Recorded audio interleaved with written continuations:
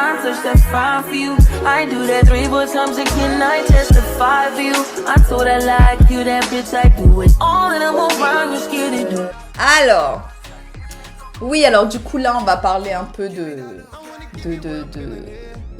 choses. On va parler de transphobie et de racisme. Parce que du coup, il y a le livre Transmania qui est sorti et c'est une horreur. Désolée, je vais bouger un peu ma caméra. Le livre Transmania qui est sorti, que je n'irai pas les gens. Flemme, vraiment flemme. Non, même pour, je sais pas ça. Donc, bonjour. Alors, si tu es là pour nous dire ton opinion sur... Non, écoutez, mais ils vont venir en masse. Ils vont venir en masse sur ce live, ça va être drôle. Donc, voilà. Alors, plein de choses en fait, parce que quoi qu'il en soit, le mouvement antiraciste, les mouvements pour les droits des personnes queer, des personnes non cis-het, donc cis-het qui veut dire cis-hétérosexuels, comme moi, viennent souvent des personnes noires. Ce sont souvent les personnes noires en fait qui ont créé, en fait, qui sont à l'origine de ces mouvements, qui sont très actifs, etc. On parle souvent de Marsha Johnson, mais il y en a plein d'autres. Et c'est intéressant, en fait, de voir comment la queerphobie et le racisme, en fait, pas dans tous les pays, on est tous d'accord, attention. On va faire de grosses généralités ici, mais bien entendu que c'est pas pour tout le monde. Et dans tous les pays, ça a un lien très fort avec la colonisation. Alors, quand je parle de la colonisation, je parle ici de la colonisation mondiale, et notamment par rapport au continent africain et sur le continent américain et asiatique. Je ne parle pas des croisades, ok ? Je ne parle pas des vagues colonisatrices de Gengis Khan, etc. Je parle vraiment de la dernière grande vague colonisatrice qu'on a connue. Donc voilà, juste pour qu'on soit clair et net là-dessus. Donc, et ce qui s'est passé, c'est que souvent, y avait l'église catholique. Voilà. Mais je suis désolée, je vais devoir taper sur l'église, mais ne t'inquiète pas, on ira à l'église dimanche pour se confesser. Voilà. Donc voilà. Et on va du coup beaucoup, parce que la religion catholique, tout spécialement, est très binaire. Je ne parlerai... Coucou Clovidia, je ne parlerai du coup que de la religion catholique. Je ne me lancerai pas du coup pour les protestants ou les musulmans, parce que je ne suis pas experte. Mais voilà, chez nous les catholiques, parce que ici éducation catholique, confirmation, tout ça, catéchisme le mercredi après-midi, voilà. Mais vraiment, moi je suis un cliché. Je suis un cliché de ce que la société voudrait que nous soyons. Voilà. Donc voilà, et donc c'est intéressant de voir comment en fait les populations qui ont été colonisées ou dont on a en fait emmené ensuite des peuples pour les esclavagiser, pour les violenter, pour les asservir, comment ces populations ont été en fait ensuite amenées à rejeter une part de leur identité. Comment on en arrivait à oublier en fait qu'il y a énormément de pays, il y a énormément de régions dans le monde où en fait il y a des ethnies, des cultures qui ne sont pas binaires. Binaire, ça veut dire fille-garçon. Okay. Par exemple, moi j'habite aux États-Unis, il y a des peuples des Premières Nations, donc les peuples originels, qui avaient jusqu'à 5 genres. Je ne saurais pas vous expliquer ce que sont les 5 genres. Est-ce que c'est cis? Est-ce que c'est trans homme, trans femme, non-binaire, demi? Je ne sais pas. Il y a tellement de genres dans le monde, je ne sais pas. Mais du coup, je trouve ça très intéressant de voir tout ce que ça a pu apporter. Il y a une carte qui existe et j'avais envie de vous la montrer. Donc, je peux vous mettre d'ailleurs, si ça vous intéresse, ici. Donc, PBS, c'est une chaîne américaine, journaliste américaine, donc voilà. Et en fait, qui montre en fait un peu tous les genres qu'il y a pu avoir en fait à travers le monde. Oh, pardon. Non, là, non, pardon. Ça a zoomé fort là. Donc, par exemple, Madagascar pour la Réunion, il y a les Sékrata. Les Sékrata, du coup, qui est une ethnie. Non, c'est pas une ethnie, pardon. Sekrata, c'est le nom en fait de ce troisième genre, tu vois. Donc, bon, malheureusement, il n'y a pas à me le traduire, c'est ça. Il ne va pas pouvoir me traduire tout ça, je suppose. Si, il peut translate. Ouais, mais tu vas me transférer le site et pas... Ok, pas de souci. Donc voilà, et en fait, il y a beaucoup de choses. Donc quand on regarde aussi pour l'Inde, donc chez les Tamil Nadu, il y a les Avarani, il y a les Hijra. Ensuite, enfin, tout en fait, ces communautés dans le monde qui en fait ne sont pas binaires. Ne sont pas binaires. Et donc voilà, c'est une carte qui est très intéressante et qui permet en fait de voir en fait où on se situe, quelles sont les choses en fait dans le monde, ces populations en fait qui ne sont pas. Donc, par exemple, ici, les Mahou. Est-ce qu'ils ont pas mis Tahiti, hein, parce que Tahiti c'est par là. Mais voilà, dans les populations polynésiennes du Pacifique, c'est très très très répandu ça. Wakavahine, Fakaleiti. Donc voilà, c'est en fait Fafine, c'est les plus célèbres avec les Mahou. Enfin, c'est ceux qu'on connaît le plus, mais en fait, il y en a énormément. Donc voilà, c'est super intéressant de voir en fait dans le monde. Après, c'est ceux qu'on connaît. Hein. Mashoga, Éthiopie, Ashtim, je ne sais pas du coup comment ça se prononcerait. Mais voilà. Mais voilà, il existe dans le monde en fait énormément de populations où en fait il y aurait des populations non binaires. Donc Iranian Transgender Woman, ok.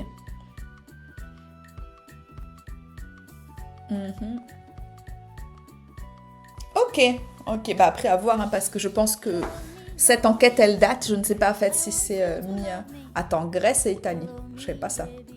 Burnecha, non c'est en Albanie, ok, les Burnecha. Feminiello, ok. Gentleman Woman, ok. Ben c'est une carte qui est super intéressante parce qu'en fait elle montre énormément en fait qu'il y a beaucoup plus de communautés qu'on le pense et de pays où le spectre en fait non binaire est parfaitement accepté et notamment les personnes trans. Sauf que en fait avec la colonisation, ça c'est quelque chose qui a été forcément interdit. Donc par exemple, sachez-le, l'homosexualité n'était pas criminalisée en Inde jusqu'à la colonisation britannique. C'est juste pour vous donner un exemple, ça ne l'était pas et du coup a été décriminalisée après que l'Empire britannique soit parti.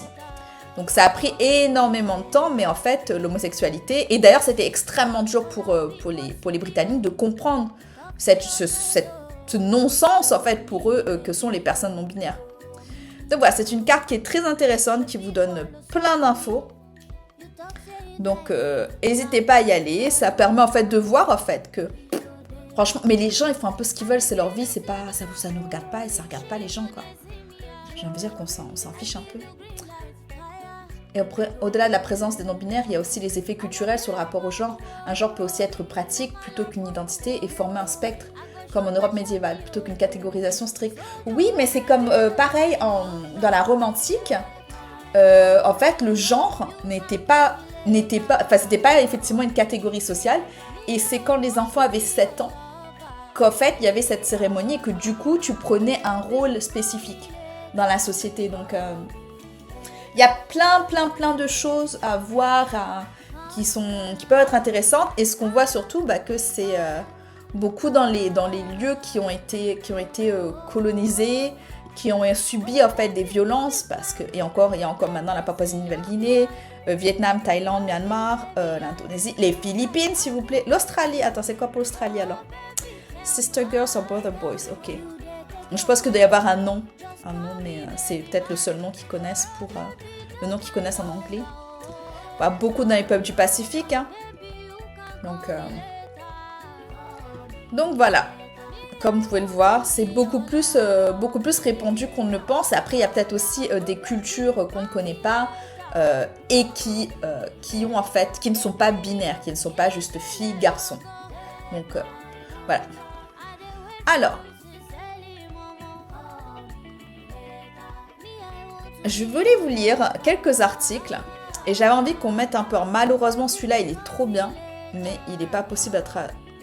Ah si. Si, pourquoi tout à l'heure tu n'as pas voulu me le traduire alors?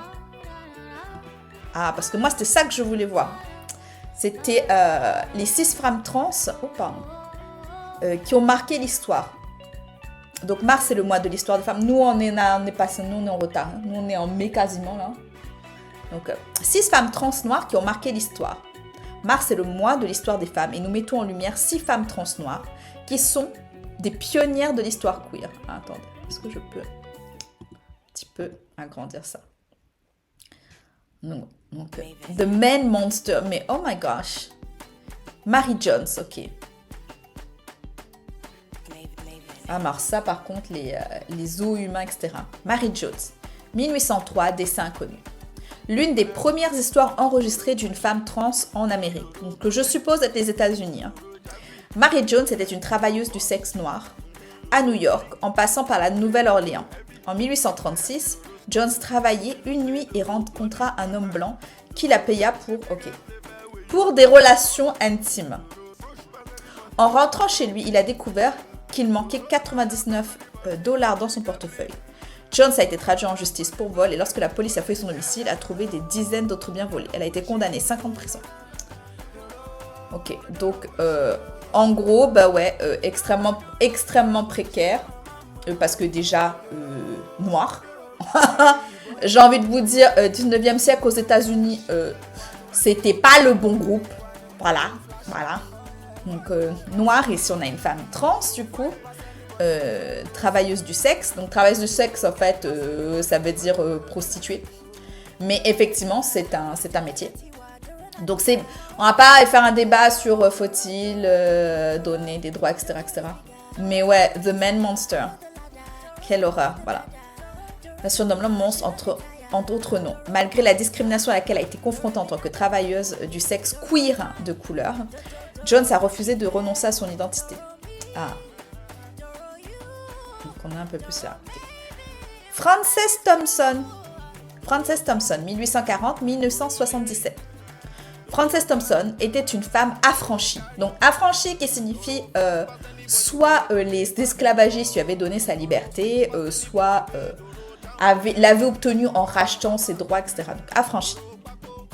Une militante, anti-agression sexuelle, anti-VSS. Waouh!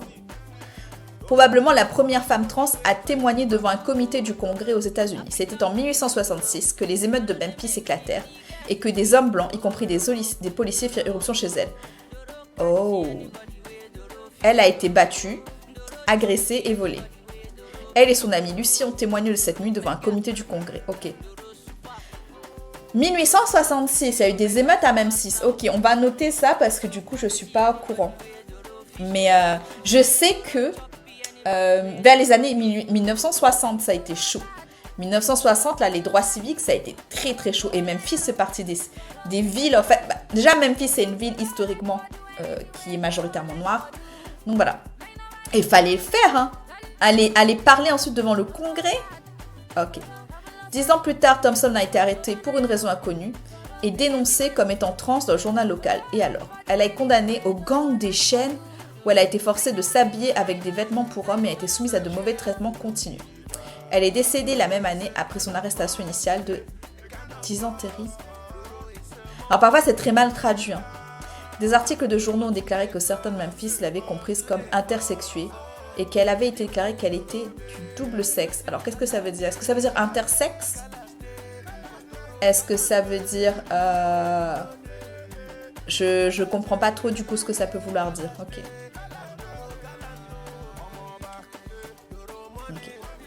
Donc ça, c'était Frances Thompson. Lucy Hikes Anderson, 1886 à 1954. Ok. Ton manteau est très joli. Ton manteau est très très joli. Avant que le mot transgenre n'existe, Lucy Hikes Anderson savait qui était chou. What? Ça, je sais pas, c'est la traduction les gens. Et même si on lui a attribué... Ok, c'est même en gros si a été... comment on dit? Ok, même si a été identifié homme à la naissance, ses parents...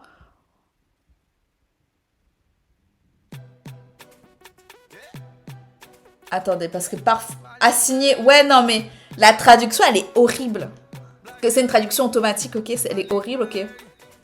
Ok, donc en gros, bien qu'assigné homme à la naissance, ses parents ont parfaitement accepté son genre de femme. Anderson finira par se marier et devenir chef et hôtesse. Son objectif a toujours été de posséder un bordel. Mais quoi? Et elle l'a fait, ainsi que de vendre l'alcool illégal pendant la prohibition. Mais attendez là, on va... non, mais on va pas translate en fait, ok? Est-ce qu'on peut annuler la traduction? Ben non, si je mets never translate, il n'y a pas... Voilà. Ok, on va revenir sur l'initial parce que c'est n'importe quoi. Ah, c'est ça. Anderson se marie éventuellement et devient chef, donc chef de cuisine et hôtesse. Ça a toujours été son rêve d'avoir un bordel, une maison pour travailleuses du sexe. Et elle l'a fait. Ainsi que vendre illégalement de l'alcool durant la prohibition. La prohibition, c'est une période dans l'histoire américaine où il était interdit de consommer de l'alcool. Ça a été un échec monumental. C'est devenu une des plus grosses mafias. En fait, l'alcool, du coup. Même pas les drogues, mais vraiment l'alcool.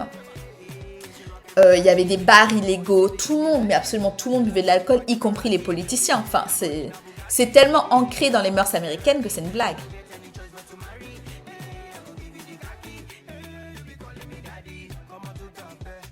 Ok. C'est en 1944 qu'un de ses clients contracta sa maladie sexuellement transmissible et que toutes les femmes, incluant Anderson, il leur a été demandé en fait de faire un examen. Oh, quand il fut découvert qu'Anderson avait été assigné homme à la naissance, ah waouh, parjure, c'est chaud. Parjure, ok, a été du coup mise en examen pour parjure. Waouh. C'était en 1945. Alors, donc, un an après qu'Anderson se soit marié au soldat Ruben Hanson.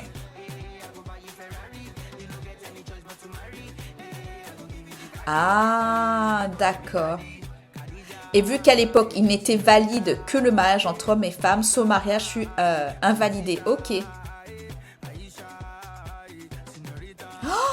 Wow, le gouvernement fédéral, du coup, l'attaque en justice pour fraude, pour avoir reçu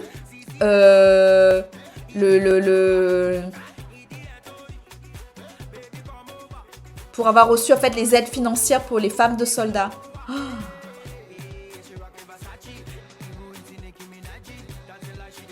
Ok. Et du coup, lors de son procès, Anderson dit: je défie n'importe quel médecin dans le monde de prouver que je ne suis pas une femme. J'ai vécu comme telle, je me suis habillée comme telle, je me suis conduite comme telle. Je suis une femme.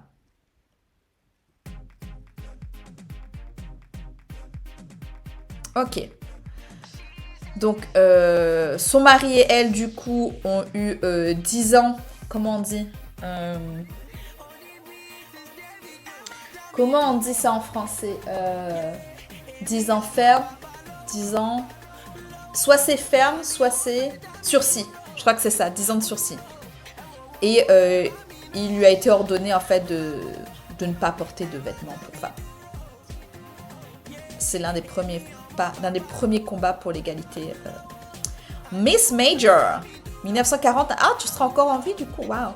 Miss Major Griffin Gracie, connue sous le nom de Miss Major, est une personne activiste trans qui a commencé dans le milieu du drag.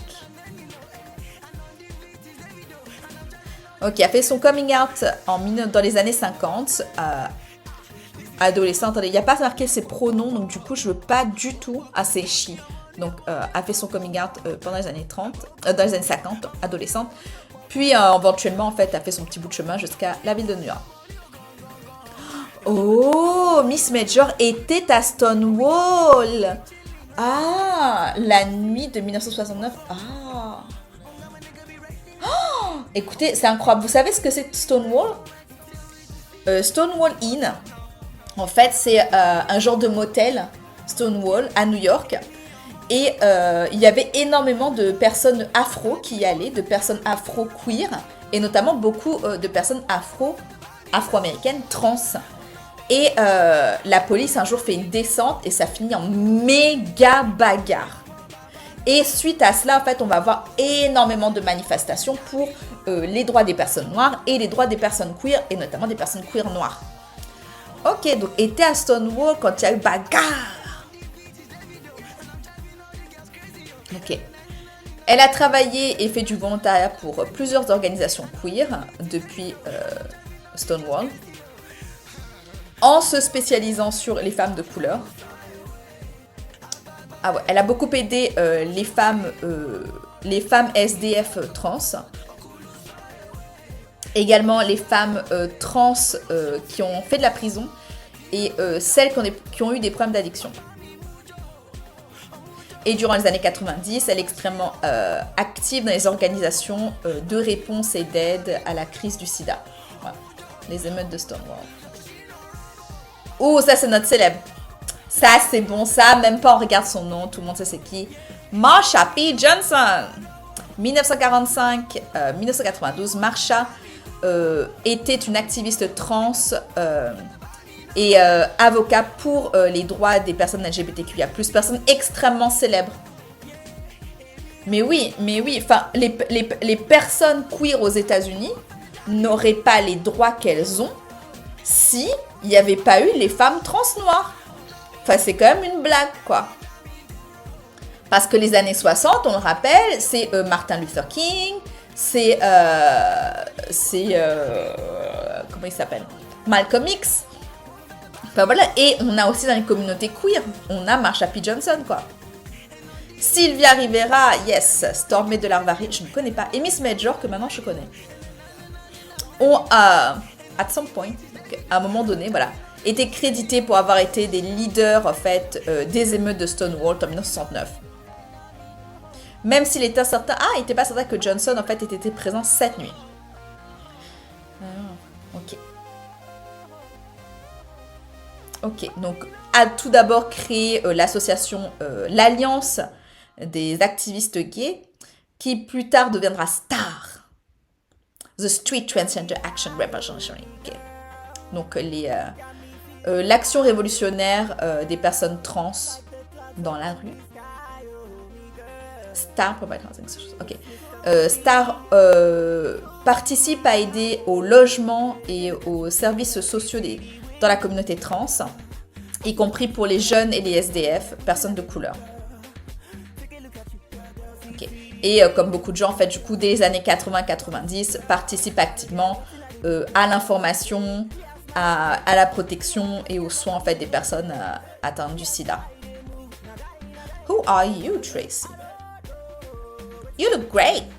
J'adore ce rouge à lèvres là, orange comme ça. Okay. Tracy Africa Norman, 1952 à maintenant. Tracy Norman, ok, qui se faisait souvent appeler Africa. Alors, bon, on verra, hein, parce que les Afro-Américains, ils se considèrent comme Afro-Américains, ils se considèrent comme Noirs. Ils se considèrent comme d'origine africaine, mais pas nécessairement faisant partie de la diaspora africaine. C'est vraiment un truc très très bizarre. A été le premier modèle, donc premier mannequin trans noir. Elle est apparue dès les années 70 sur les bouteilles de... Ah, c'est du colorant pour cheveux. Ok. Ah, il y a même eu un contrat avec Avon en 1971. Elle a été photographiée pour le Vogue italien. Ah, si ça avait l'Italie maintenant, 2024. Puis pour Essence, c'était un autre magazine en 1980. Oh, mais quand son idole... Ah, donc du coup, a fait toutes ses couvertures, mais tout le monde la prenait pour une femme cis. Ben, un sacré passing. Hein. Un passing, c'est quand vous ressemblez à. Ok. Mais quand sa identité a été découverte, elle a été blacklistée. Oh. Ah, c'est alors qu'elle va à Paris et elle signe un contrat de 6 mois avec Balenciaga. Mais franchement, avant, on était cool, les Français. Enfin, non, c'est pas vrai.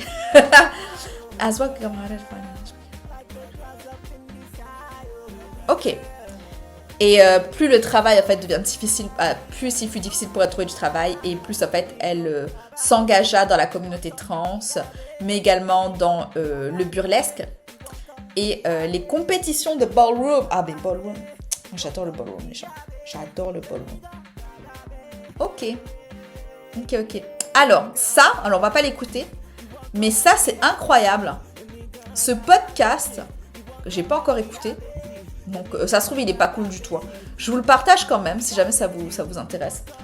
C'est une Guadeloupéenne qui a fait un podcast, mais son podcast, il est en anglais. Donc, c'est une Guadeloupéenne qui a fait un podcast sur, du coup, femmes trans noires. Donc, voilà. Mais il est en anglais. Mais si ça vous intéresse, moi, je peux vous contacter. Je peux vous aussi vous conseiller un autre podcast. C'est une Réunionnaise, Vélie. Et Vélie aussi a un podcast sur la transidentité. Attends, je trouve ça pousote. Ah, c'est l'heure du thé. Attends, m'y connais, c'est quoi Attends, l'heure du thé.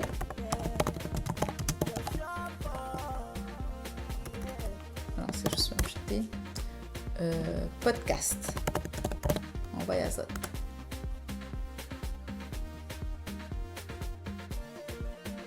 Ah, mais du coup, ils mettent à que comme ça.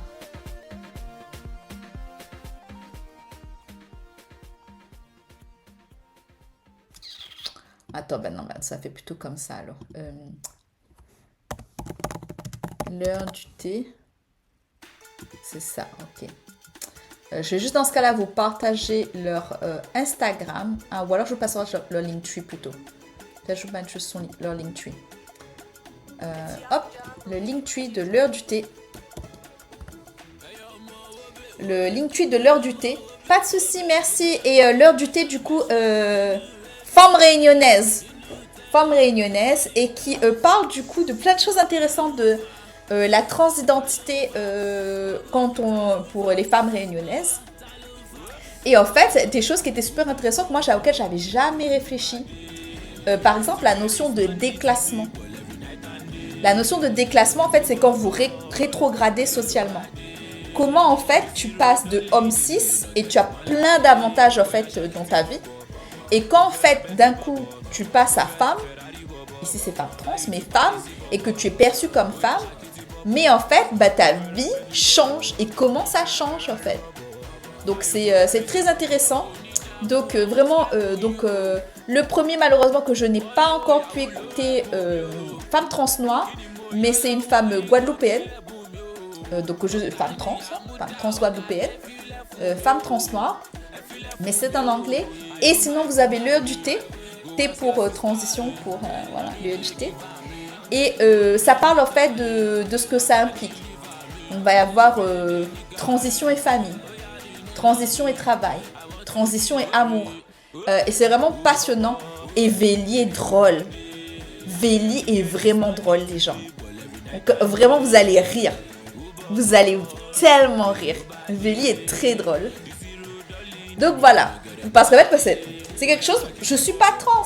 Je ne sais pas ce que les gens vivent. Moi, je suis cis hétéro. Ma vie, elle est tellement facile.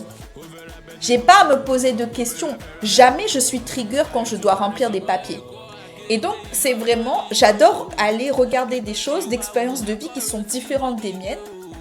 Parce qu'en fait, ça me permet déjà de mieux comprendre ce que les gens vivent, mais aussi de créer de l'empathie. Parce que c'est en ayant de l'empathie pour les gens différents de nous, en fait, qu'on arrive à créer un monde meilleur, à se dire, bon, ok, maintenant je comprends. J'avais fait un autre... Enfin, j'ai beaucoup regardé un autre podcast. C'était sur les fétichismes sexuels. Ouais, moi, je regarde des trucs. Vraiment, j'ai des podcasts, mais j'écoute tout. Et parce que moi, j'ai aucun fétichisme. Mais vraiment. Et donc, j'avais trouvé ça super intéressant parce que, par exemple, le puppy play. Tu sais, c'est les gens qui aiment se déguiser en animaux de compagnie, là, en chiens.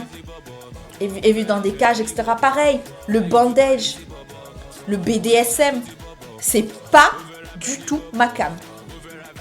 Mais c'est hyper intéressant d'aller voir, en fait, les autres. Déjà, pour que... Si les gens, un jour, ils me balancent un truc comme ça, ils pensent qu'ils sont en confiance, du coup, je sais quoi leur répondre.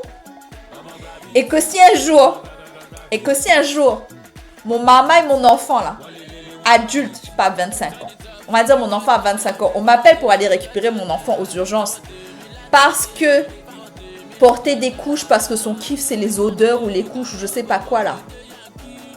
Ben qu'au moins, je sois pas là à juger et que je sois préparée, en fait. Mais je jure, il y a tellement de fétichisme. Mais moi, je savais pas tout ça. Genre, les gens qui aimaient des couches. Il y a qu'un seul épisode où j'ai pas réussi à finir, c'était sur les odeurs.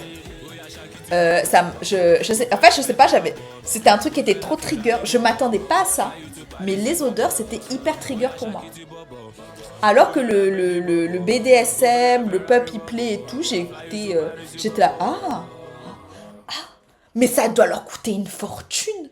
Quoi? Il y a des apps téléphone pour ça? Et tout. Et celui-là, j'ai fait j'arrive pas. Donc, je suis vraiment désolée si mon enfant ou si un jour, je me lie d'amitié très fort avec une des personnes parmi vous et qu'on m'appelle pour que je vienne vous chercher, je ne sais trop où, et qu'en fait, votre fétiche, c'était les odeurs ou autre. Je suis vraiment désolée. Je ne vous jugerai pas, je vous soutiendrai à fond. Mais sachez que c'est un truc qui a été trigger pour moi. Je réessayerai peut-être. Attends, il faut que je retrouve. C'était un podcast. Attends.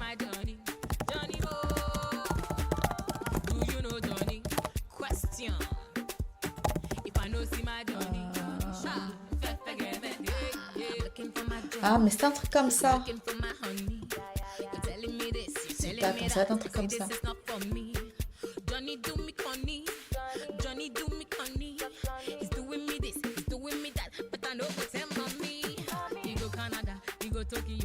Ah non, c'est pas là.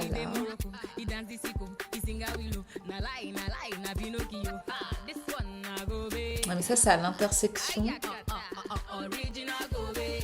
Je crois pas que... Non, c'est peut-être pas là.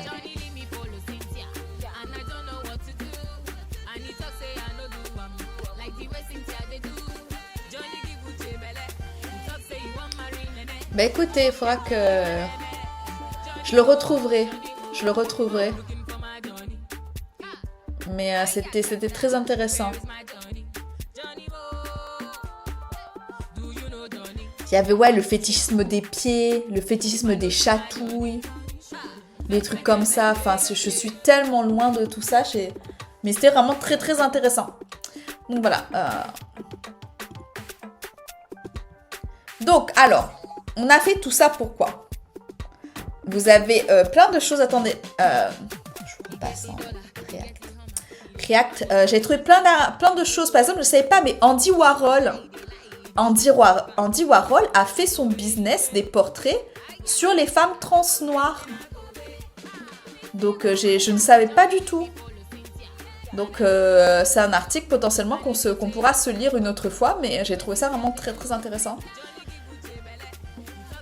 Ensuite, là, c'est pareil sur l'histoire des personnes trans. Et quand la transition devient possible.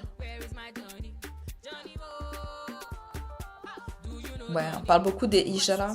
Mais, donc c'est... Après, c'est National Geographic. National Geographic a été racheté par Disney, donc des fois, c'est vraiment pas top. En vrai, je trouve que c'est aussi ce qui est cool ici et sur les chaînes qu'on connaît, c'est qu'on a des gens aux expériences très différentes et qu'on veut construire une vraie communauté de lutte en apprenant nos différentes situations. Moi, typiquement, je ne suis pas noire. J'apprends beaucoup des noirs avec qui j'ai l'occasion d'échanger. J'espère aussi avoir des perspectives intéressantes à fournir quand l'occasion se présente. Ok. C'est vraiment un sac à merde. C'est quoi les bails sur Warhol? Parce que moi, je connais les bails sur c'est qui le cubiste, là? J'ai déjà oublié son nom. Le cubiste qui tapait toutes ces femmes. Mais Picasso. Oh my goodness. Les gens sérieux, j'ai pas trouvé Picasso. La honte. Picasso was a wife beater. Picasso, c'est horrible comment on l'a encensé. Toutes les violences qu'il a fait subir à ses partenaires, à ses muses. C'est horrible. Et Warhol, du coup, c'est quoi les bails sur Warhol? Moi, je savais pas Warhol, c'était caca. Warhol, c'est caca alors? Écoutez, on verra si on a le temps parce que je vous rappelle qu'ensuite, moi, j'ai un examen pour la fac. Ça à quelle heure mon examen? Je regarde. On a peut-être un peu le temps là. 1h30 et 10h30, ouais, ça va. Et en fait, c'est parce que j'avais envie de voir en fait. Donc, c'est sorti à 2h, donc maintenant 3h, avec Lixi a fait son beurre sans exploitation des femmes. Oui, bah oui, clairement. J'avais envie de du coup voir avec vous ça. C'est une interview avec Lixi. Lixi qui a écrit un livre très intéressant. Attendez, moi je suis team livre. Je vais vous le sortir. Je reviens. Alors ouais, pour les personnes qui ne le sauraient pas, je lis beaucoup. Je lis beaucoup. Voilà. Alors moi j'aime lire. J'aime surtout quand il y a des illustrations. C'est pour ça qu'ici on est team manga, team webtoon. Alors écoutez, j'avais envie de vous partager plein de choses super intéressantes. Donc du coup, on va aller regarder, c'est une interview de Lixi que vous pouvez retrouver sur Instagram comme sous le pseudonyme de Aggressively Trans. Ça a été l'un des tout premiers livres que j'ai lus. C'est très intéressant, c'est très... trendybeats.com. C'est surtout très simple à lire. Franchement, vous voyez là, il a l'air gros comme ça. Mais c'est juste, ça offre les bases juste aux personnes en fait qui savent pas trop en fait ce que c'est, ça veut dire quoi trans. Est-ce que c'est que ici, ouais, sur TikTok. Donc voilà. Voilà, est-ce que toutes les populations... Donc voilà, en fait, en gros, vous avez ici reprend un peu beaucoup la carte qu'on a vue au tout début. Donc voilà, donc ici, va parler effectivement de toutes les communautés à travers le monde, trans ou non-binaires. Donc voilà, c'est intéressant. Après, il y a la dimension raciale qui n'est pas forcément prise en compte. Mais voilà. J'ai beaucoup... Il y a celui-là, par contre, il est en anglais. Is gender fluid. Est-ce qu'en fait, il n'y a pas des moments où on change, tu vois? Est-ce qu'il n'y a pas des moments... Il y a beaucoup d'illustrations. Est-ce qu'il n'y a pas des moments où on se sent plus femme que d'autres, tu vois? Est-ce qu'il n'y a pas des moments où en fait on fluctue? Est-ce que je suis tout le temps 100% féminine? Est-ce qu'il n'y a pas des moments où je suis pas un peu moins? Donc voilà. D'ailleurs, je vais vous conseiller un truc incroyable. J'adore cette maison d'édition. Je vous la montre. C'est tout petit. C'est minuscule. Vous voyez, le truc là, il est minuscule. Vous le lisez en 30 minutes. Et donc, c'est cette maison d'édition là. Malheureusement, ils n'existent pas du tout en anglais. Mais c'est hyper coloré.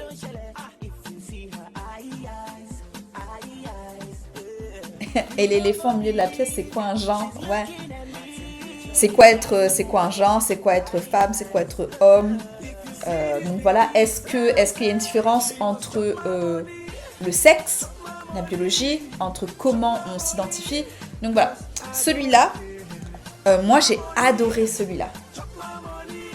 They them pronouns. Hyper simple. Hyper simple. Pour comprendre la non-binarité et les pronoms, l'utilisation des pronoms. Incroyable. Ce truc, il est minuscule, les gens. Il est incroyable. Du coup, j'ai acheté ensuite celui-là sur la sexualité. Il est un peu plus compliqué, j'ai trouvé, parce que parfois on parle d'aromantisme, etc. Mais il y a des gens qui n'aiment pas ça. Il y a des gens qui ne sont pas du tout intéressés par les rapports sexuels. Il y a des gens qui sont pas du tout intéressés par les relations amoureuses, ce genre de choses. Et du coup, en fait, que c'est un spectre, qu'il y a des gens qui sont tous très différents et c'était très intéressant. Donc voilà, si jamais... ils sont tout petits, bon, ils sont en anglais. On a invoqué une S. Me voilà, coucou Cicéron. Voilà. Et celui-là qui était vachement top, qui n'a rien à voir avec LGBTQIA+, c'est Sex et Handicap, Sex and Disability. Il est incroyable. Incroyable. Ce livre est une pépite. J'adore ce livre. Parce que je sais pas, moi, un jour peut-être que moi j'aurai un accident, peut-être que moi un jour j'aurai un handicap, peut-être que mon mari aura un handicap. Et du coup, ce livre-là, il est incroyable. Il est vraiment incroyable. Qu'est-ce que c'est qu'avoir un handicap? Quelles sont les choses à faire, à ne pas faire? Comment se passent les relations sexuelles, les relations amoureuses? Comment les discussions, les préparations, comment on adapte et tout en fonction des besoins, des handicaps. Il est petit comme ça. Il est incroyable.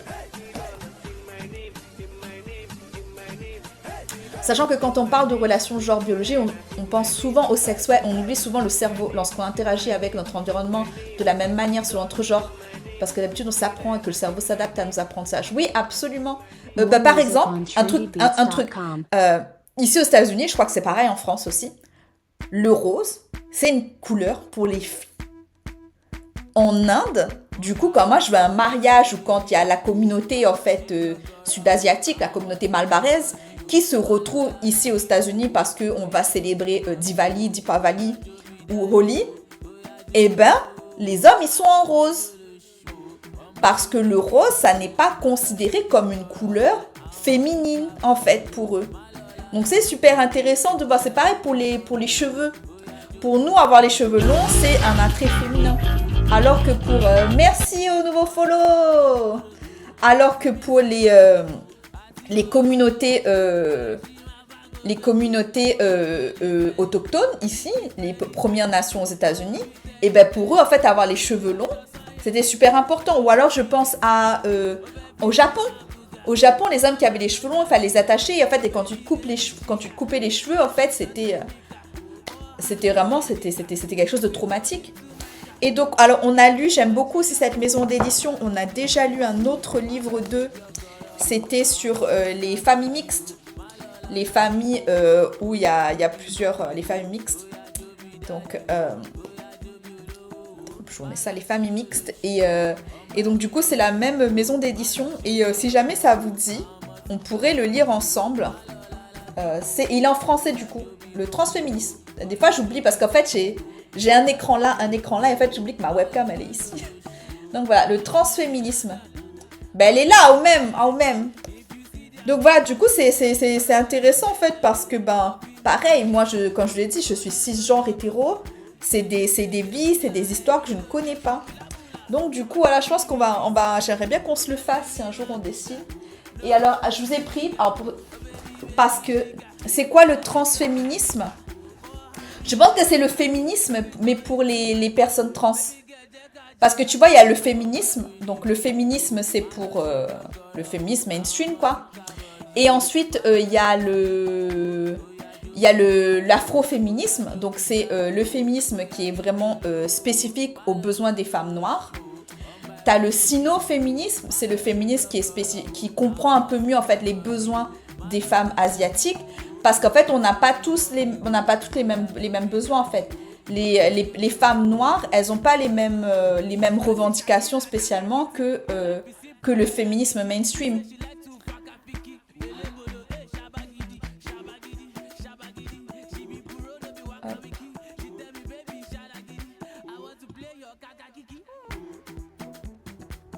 On n'a pas le temps. Ok, donc. Voilà. Mais le truc, c'est que moi, mes modos, ils sont jamais là. XY Media qui parle de transféminisme, aussi de transidentité, racisme, colonisation. Ouais. Parce que moi, ça me dérange pas que vous sachiez pas. Ça me dérange vraiment pas que les gens ne sachent pas. Par contre, que vous veniez déballer votre haine, c'est pas la peine, quoi. Donc, livre pour enfants, absolument super. Je vais vous commencer par les livres anglais. Et après, je vous montrerai les livres français. Alors, ce livre-là, il est vraiment super. J'espère qu'il sera traduit un jour en France. It feels good to be yourself. Donc ça fait du bien d'être soi-même. Et qui explique en fait tous les différents en fait. C'est quoi être cis, c'est quoi être non-binaire, etc. Les illustrations sont très belles. Donc voilà, c'est pas mal. Ça explique juste ce que ça veut dire. Celui-là, je vais pas vous montrer parce que j'ai moyennement aimé. Celui-là, il est super. Toutes les familles de mon village, il y a un point négatif, je vais revenir dessus. Toutes les familles de mon village, toutes les illustrations sont magnifiques. Mais vraiment, il faut qu'on en parle. Les illustrateurs français, comment les illustrateurs français sont incroyables. Mais regardez, genre un papa célibataire, famille nombreuse, etc. Vraiment, les illustrations sont... C'est quoi, en fait, une famille? Donc, t'as ce couple-là, t'as le couple qui n'a pas d'enfant. Un couple qui n'a pas d'enfant parce qu'ils n'avaient pas envie d'avoir d'enfant, mais tu peux quand même faire famille alors que t'as pas d'enfant. C'est pas parce que t'as pas d'enfant que ça veut pas dire que ton couple, du coup, vous n'êtes pas votre famille. Donc, plein de choses, attendez. J'aime bien aussi, du coup, ça montre l'handiparentalité. Comment les parents, quand on est quand on a handicap, comment ça se passe en fait, être parent quand on a handicap. Donc vraiment super. Donc moi, mon point négatif, c'est celui-là. C'est que c'est encore un couple blanc qui adopte une enfant racisée. Ouais, comme par hasard asiatique. Et pareil, l'enfant asiatique a pas trop de yeux. Mais bon, ça peut être juste qu'elle est contente. On va leur laisser le bénéfice du doute. Mais voilà. C'est très très intéressant. Et du coup, il y a... Attendez, je vous retrouve. Oui, c'est juste avant. Ah non, c'est juste après. Alors ça, c'est sa famille. Le livre est très bien. Donc vraiment, juste garder à l'œil que oui. Moi, voilà. Celui-là qui est absolument magnifique. Je vais vous le lire et après, je vous le remontre. De l'autre côté de la rue habite ma meilleure amie Lulu. Elle m'a expliqué que quand son papa était un enfant comme nous, il était dans un corps de petite fille. Après quelques années, il a changé. Alors j'aime pas, il dit il a changé de sexe. Attendez, je rentre. Mais bon, c'est pour les enfants. Il a changé de sexe pour que la forme de son corps corresponde aux courbes de son cœur. Et j'ai trouvé cette phrase très belle. Pour que la forme de son corps corresponde aux courbes de son cœur. Il paraît que des gens se sont moqués et l'ont même critiqué. Mais moi, je n'ai pas compris pourquoi ça les a gênés. Donc, bon, ça reste un livre qui est censé être pour les enfants. Il me semble qu'il... Voilà. Il y a des trucs vraiment cute. Je m'appelle Julie. Je m'appelle Julie sur une enfant trans et en fait qui se prépare à faire sa rentrée scolaire. Mais cette fois-ci, du coup, en ayant transitionné. Donc, c'est très cute. C'est très cute. Et ensuite, Papita. Papita parce que s'il vous plaît les gens, à chaque fois qu'on parle de représentation trans, on parle beaucoup de jeunes. Et ici, du coup, c'est Papita. C'est comment, en fait, on peut transitionner à n'importe quel âge et des représentations de personnes trans, vieilles, quoi. Donc vraiment, ça fait plaisir, quoi. Donc, Papita, Julie, toutes les familles de mon village sont en français. Donc, il en existe de plus en plus. Attends, c'est la même maison d'édition, non? Je m'appelle Julie et... Ah non, c'est en auto-édition.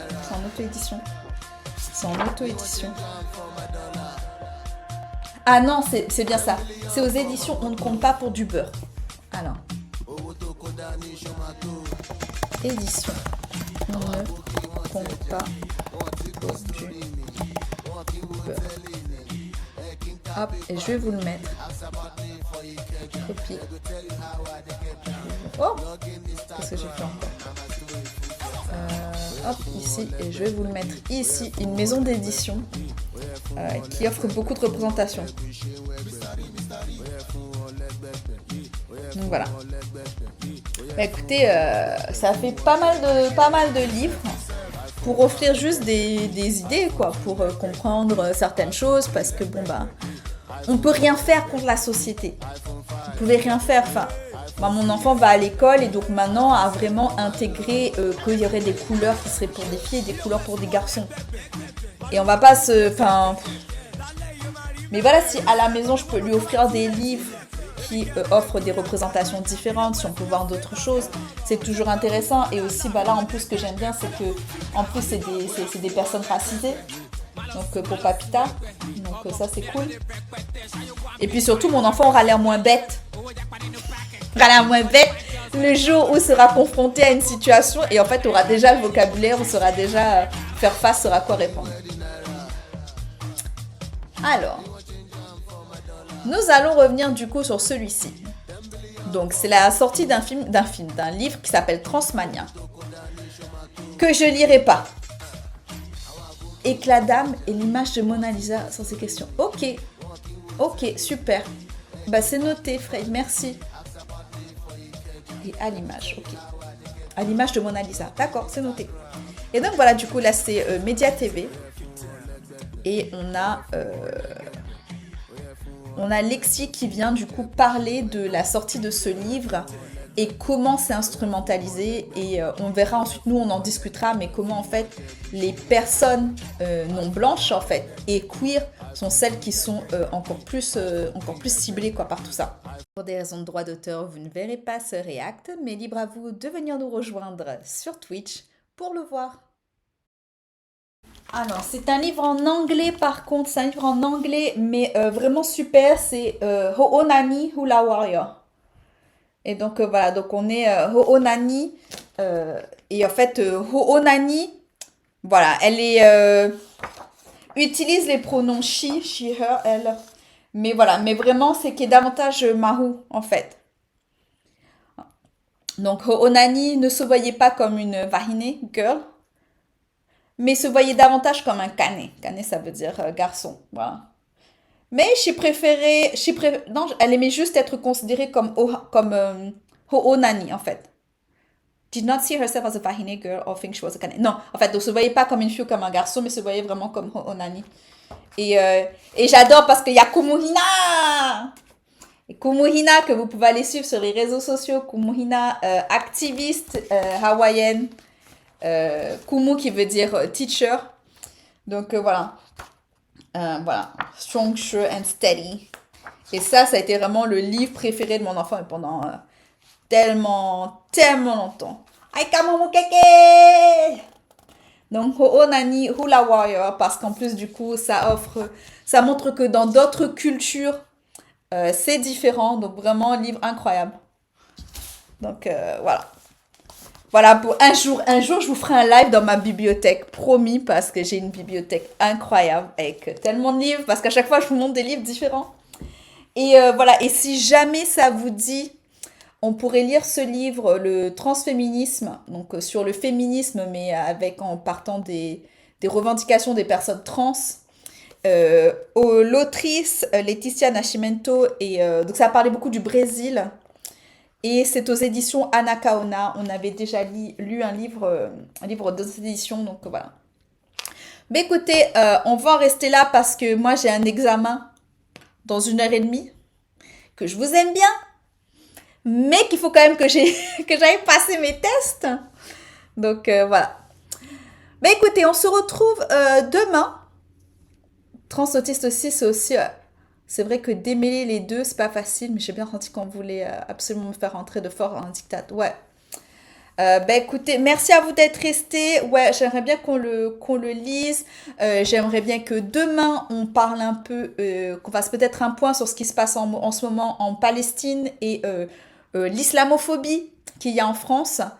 Il y a plein de choses. J'aimerais aussi qu'on revienne sur le marronnage, mais la semaine dernière, on a travaillé sur le marronnage à La Réunion. Mais là, j'aimerais bien voir le marronnage, mais du coup, dans les Caraïbes et aux États-Unis, parce qu'il y avait aussi aux États-Unis le marronnage. Le marronnage, ce sont du coup les personnes esclavagisées qui réussissaient à s'enfuir et ensuite créer leur mini-société à l'extérieur. Mais est-ce qu'on parle d'abord islamophobie et colonialisme et ensuite on verra le marronnage jeudi, je sais pas. On verra demain en fonction de mon mood. Bon. Bah allez, je vous souhaite à tous une excellente soirée et à très bientôt. Bye bye.